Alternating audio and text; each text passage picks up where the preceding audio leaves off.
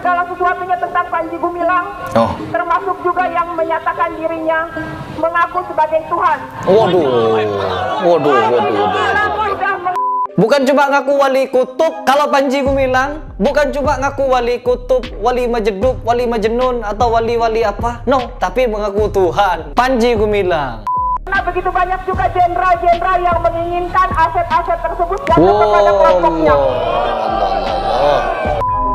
A'udzubillahiminasyaitonirrajim. Bismillahirrahmanirrahim. Teman-teman, di video ini saya ingin membahas sesuatu yang sangat fatal yang dinyatakan oleh Panji Gumilang, dan ini disaksikan oleh ex wali santri Al Zaitun, di mana di situ ada pernyataan bahwa Panji Gumilang sempat mengaku sebagai Tuhan. Ya, aduh, sudah kayak Sai Baba ya. Kayak Sai Baba. Baik, tidak perlu panjang lebar. Saya sangat penasaran seperti apa videonya dan seperti apa kesaksian dari ex wali santri ini. Coba kita simak.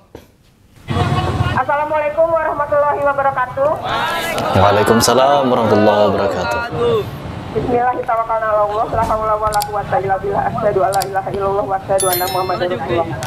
Saya berdiri di sini bersaksi sebagai wali santri, ex wali santri yang sudah menarik dua anak saya dari sana. Yang pertama itu sempat 3 semester, yang kedua hanya 1 semester saja. Oh, udah kuliah. Di sana akhirnya saya menemukan banyak kejanggalan, betul, kezoliman kepada pegawai, kepada wali santri, dan juga kepada santri-santrinya. Dan mereka karena wali santri dan juga pegawai-pegawai sudah mendapatkan doktrin sami'na wa ata'na yang salah dari Panji Gumilang, betul, maka mereka harus menurut apapun yang diperintahkan, yang disuarakan oleh Panji Gumilang. Mereka di sana tidak bisa berkutik. Mereka di sana benar-benar terpenjara. Begitu juga santri-santri yang terpaksa mengikuti orang tuanya untuk bersekolah di sana. Kalian dengar sendiri ya, sudah mereka terkunci di sana, terikat di baiat dan lain sebagainya, bahkan didoktrin sampai terjadi kezoliman juga. Tetapi masih apa? Ini masih kurang bukti apa? Ibu-ibu ini memberikan kesaksian, dia bukan berarti tidak mendapatkan ancaman ya teman-teman. Pasti beliau mendapatkan ancaman yang luar biasa. Karena membongkar hal seperti ini itu bisa terkena tindakan kriminal nantinya. Karena apa? Ini suatu kekuasaan yang dimana kekuasaan itu bisa dilakukan dengan berbagai macam hal untuk mempertahankannya. Lanjut lagi. Banyak santri-santri yang tidak kuat, yang kabur, yang lompat dari tembok, yang pergi keluar lingkungan Mahat Al Zaitun untuk mencari kemerdekaan karena penindasan di sana. Kenapa saya bilang penindasan? Karena di sana santri-santri tidak berkembang dengan baik sebagaimana mestinya anak-anak. Betul. Ya pasti tidak berkembang dengan baik. Wong kepalanya seperti itu. Panji Gumilang menafsirkan Al-Quran dengan ro'yunya. Sudah banyak komentar saya ya. Saya tidak harus mengomentar berulang-ulang. Kita tonton aja dulu. Saya seorang ibu merasakan bagaimana anak-anak terkungkung di sana, terutama pada saat pandemi COVID kemarin. Mulai tahun 2020 mereka dipaksa untuk makan roti gandum sebagai pengganti nasi.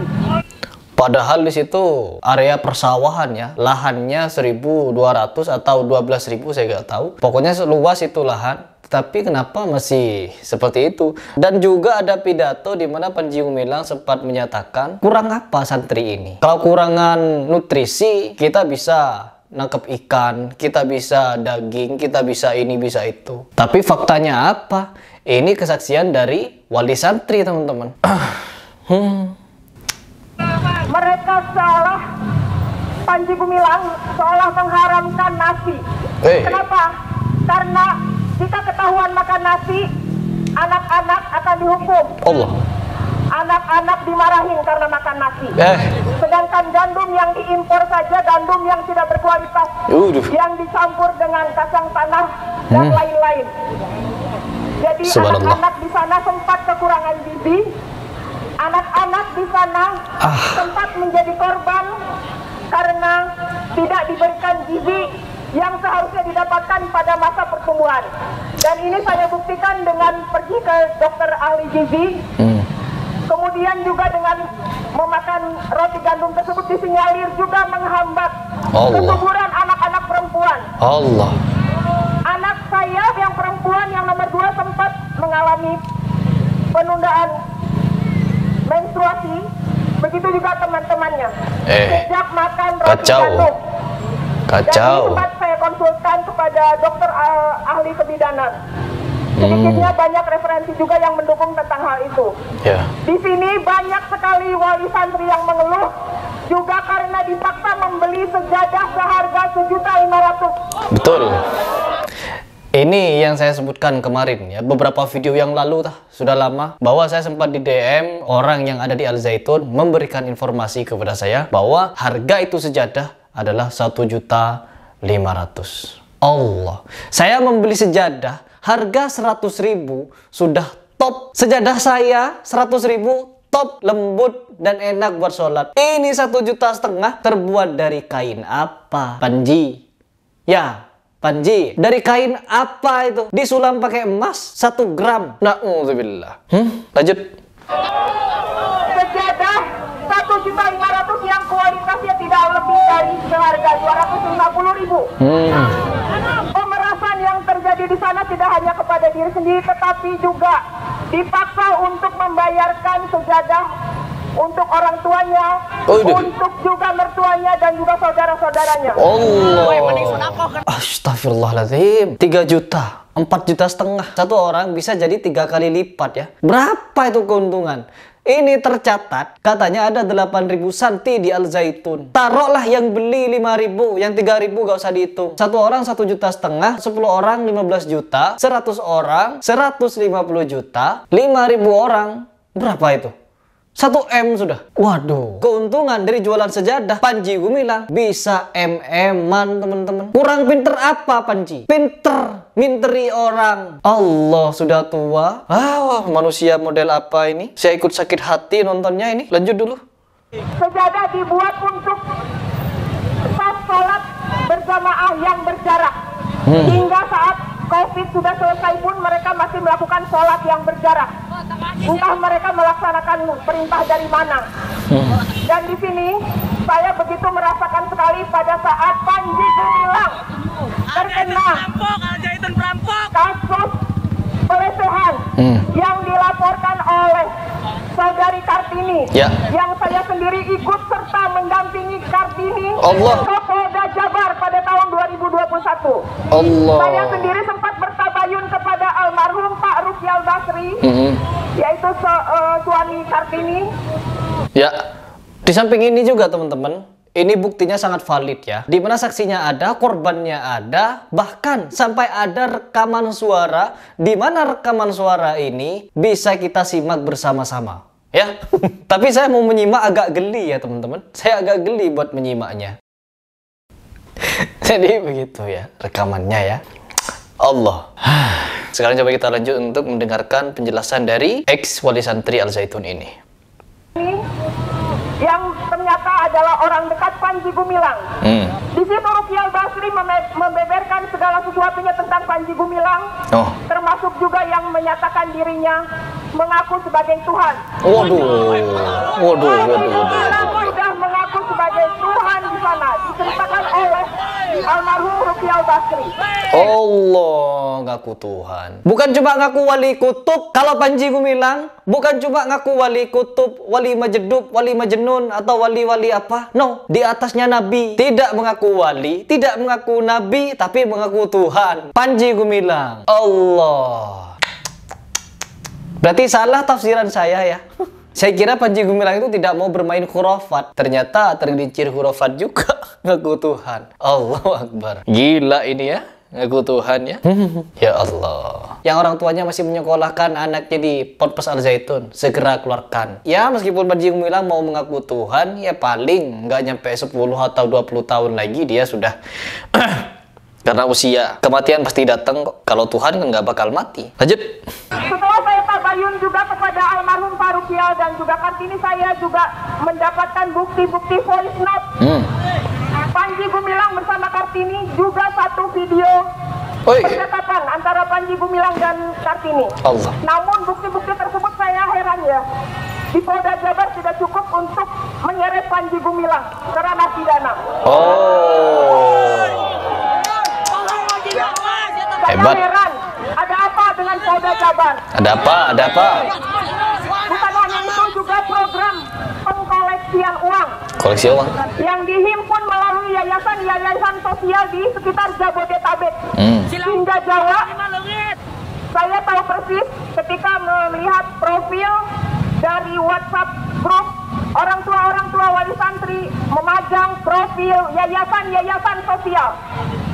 Jadi harap berhati-hati kepada donasi yang disalurkan melalui yayasan-yayasan sosial yang ada di Jabodetabek dan sekitar Pulau Jawa. Nah, itu gimana itu? Bahkan juga ke Pulau Sumatera dan lain-lain, karena disinyalir semua dana yang masuk kepada yayasan sosial itu disalurkan untuk membayar target infak kepada Al Zaitun.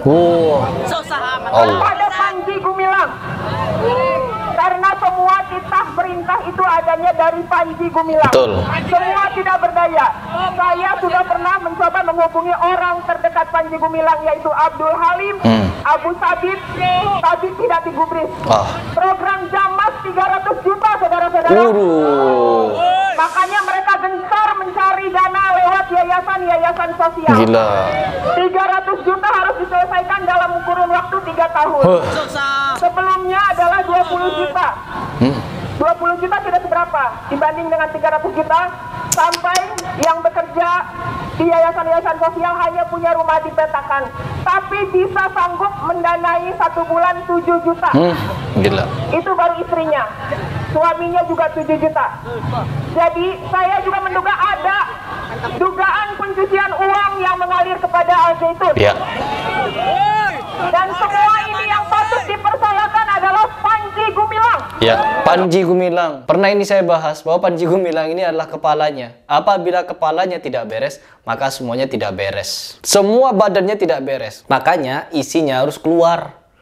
Ingat kalian yang belum terdoktrin NII, terdoktrin kegilaan Panji Gumilang, buruan keluar dari situ. Tapi tidak apa-apa, meskipun mau bertahan di Al Zaitun, sebentar lagi insya Allah Panji Gumilang akan segera tertangkap. Dan setelah tertangkap, semoga pemerintahan ini memberikan wewenang kepada Al Zaitun atau kepada ulama-ulama di Indonesia untuk mengurus ponpes tersebut dan merubah isinya, mengeluarkan orang-orang yang sudah terpapar NII untuk keluar dari situ dan dimasukkan orang-orang yang lurus. Saya sepakat mungkin Kiai Khalil Nafis bisa menggantikan Panji Gumilang di situ, atau ulama-ulama siapa yang menurut teman-teman layak untuk mengurus ponpes Al Zaitun. Begitu. Lanjut. Panji Gumilang sudah bukan Islam lagi menurut saya. Ya. Karena mengajarkan hal-hal yang sesat. Ya. Sudah memurtadkan banyak orang dia Panji Gumilang secara tidak langsung. Dan mencontohkan hal-hal yang tidak baik, tidak benar diajarkan oleh agama yang semestinya diajarkan kepada pegawai-pegawainya, juga kepada santri-santrinya. Ya. Selamatkan juga aset-aset Al Zaitun. Jangan sampai jatuh kepada pihak yang tidak pro terhadap Islam. Betul. Aset di sana begitu besar untuk ketahanan pangan, pertanian, perkebunan dan peternakan juga harus direbut oleh umat Islam. Betul. Setelah misalnya Al Zaitun ini ditutup, jangan sampai aset-aset di sana jatuh kepada pihak yang tidak berkepentingan kepada Islam. Betul. Karena begitu banyak juga jenderal-jenderal yang menginginkan aset-aset tersebut jatuh kepada kelompoknya. Saya sudah banyak mendengar saksi-saksi bahwa ada juga setoran kepada jenderal-jenderal. Dan juga saya baru tahu belakangan dari Pak Imam Supriyanto, bekas petinggi Yayasan YPI, bahwa intelijen itu, bahwa adiknya Panji Gumilang itu memang terlibat dalam intelijen. Allah. Yaitu yang biasa disebut dengan Agung Sidayu. Dan itu juga ikut menjadi otak untuk gerakan Panji Gumilang. Ya. Dan dalam hal ini, selama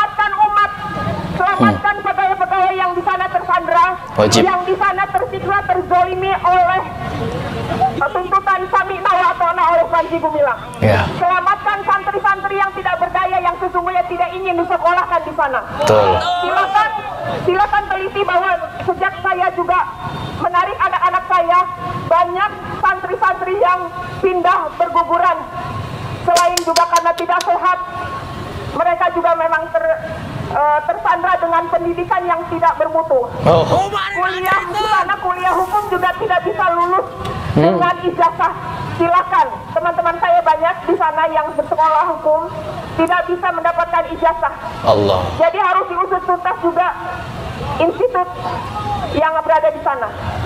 Terima kasih. Semoga saja Kementerian Agama bisa bijak kali ini. Amin. Karena permasalahan Panji Gumilang ini sudah berlangsung puluhan tahun. Betul. Sudah banyak juga yang berguguran dari sana. Tidak bisa tidak, tuntutan masyarakat harus menangkap Panji Gumilang. Betul. Betul. Tangkap Panji Gumilang atas tindak pidana. Betul. Penistaan agama. Dan juga atas kezaliman yang dia lakukan terhadap umat-umatnya, terhadap santri-santri. Dan usut tuntas juga kasus dia di Polda Jabar pada tahun 2021 bersama Kartini. Ya. Terima kasih. Semoga Menteri Agama Yakut Khalil Kaumas bisa bijaksana dan melaksanakan tuntutan rakyat. Oke, teman-teman. Jadi itu adalah informasi yang ingin saya bagikan kepada kalian semua, bahwa Panji Gumilang memang benar-benar nyata sesat, dan sesatnya itu bukan cuma sesat-sesat biasa, tapi sesatnya kelewatan dan sudah mengajak orang murtad bersama dia. Naudzubillah min dzalik. Semoga pemerintahan dan pihak yang berwajib segera turun tangan.